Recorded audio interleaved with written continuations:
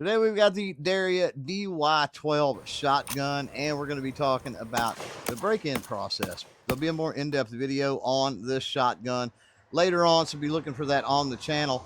Today we're just going to focus on what I went through with a break-in on this. How did it perform as far as cycling ammunition right out of the box? What did it like? What did it not like? And then over time, as I put round through this, what have I found as far as that ammunition goes?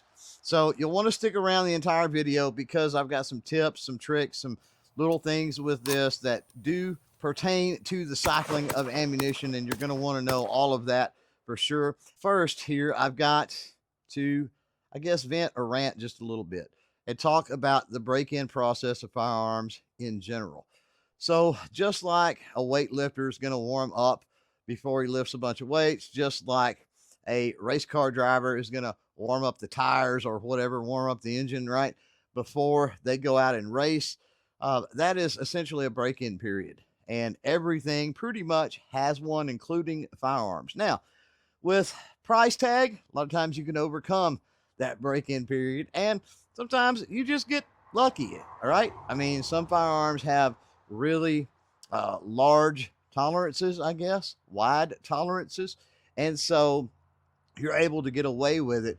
But it's pretty much normal. A lot of new firearm owners may not know that. And what I see out there a lot of times is folks will pick up a new firearm, they'll bring it home, they won't even clean it, and they'll run a mag through it, they'll have some malfunctions, and they'll immediately blame the company or the firearm, when usually it's not really a fault of either of those. It's not a fault of even the user or the ammunition. It's just simply that that firearm needs to be broken in. It needs to be taken to the range. It needs to be shot. It needs to be shown some love.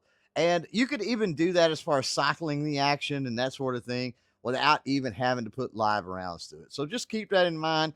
Any firearm that you pick up, make sure that you go through some type of a break-in process, especially if you're having those issues. And of course, if you're having issues after that, it's time to reach out for some gunsmith help, maybe the manufacturer or whatever. So back to the story here on the break-in with this shotgun. So right out of the gate, I had a bunch of 1,145 feet per second federal ammunition. And I tried to run it through this thing with horrible results. It was basically working like a bolt action. It wouldn't even cycle two in a row, or one, let alone two in a row, right?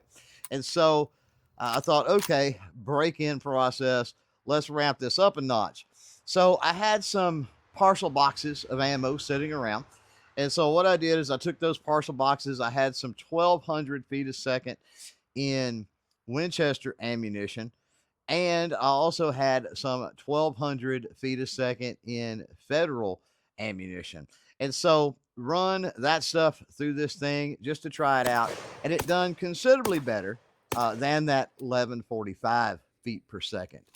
And so I thought, okay, let's ramp it up another notch. And I had a partial box of some Remington 1,300 feet a second. This thing performed flawlessly with the 1,300 feet a second very early on. So what that told me is that we needed some break-in on this old gal, right? At that point, I finished running the partial boxes of ammunition, the 1,200 and 1,300 feet a second stuff that I had. And I noticed that once I got to the, I would say 50 to 75-ish round count, there was noticeable difference in both that 1145, because I did try some of that later on, as well as the 1,200. The 1,200 became much more consistent, and we were getting a little better on that 1145. By the time we got to 100 rounds, the 1,200, no matter what I put through it, whether it was even some more federal 1,200 feet per second stuff, it was running fine. Everything ran great with the 1,200. So I continued to push and continued to push. And I guess somewhere around that probably 125 to 150 round count is when that 1145 ammunition, the cheap bulk stuff, right, really started coming on, and it was cycling with near zero issues. Certainly by the time I got to about a 200 round count, this thing has run pretty much anything I got. Now, a caveat with that ammunition is all of it was birdshot, of course, and all of it was 1 1/8 ounce shot, the payload, right? The weight. And so I don't have any 1 ounce. I don't typically shoot 1 ounce in 12 gauge.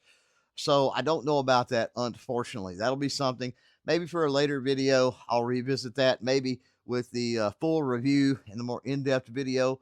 I can try some of that, pick up some, try it, and we can talk about it. But I got a feeling, and more than likely, it's going to be fine because with all the rounds I have in the Derya DY12 now, it's broken in really, really well. Before we move on, I want to talk about something really serious here, and that's your health as well as my health. So shout out to our good friends over at NutriAuthority. Now, I've had some health issues in the past, as many of the regulars on the channel here know.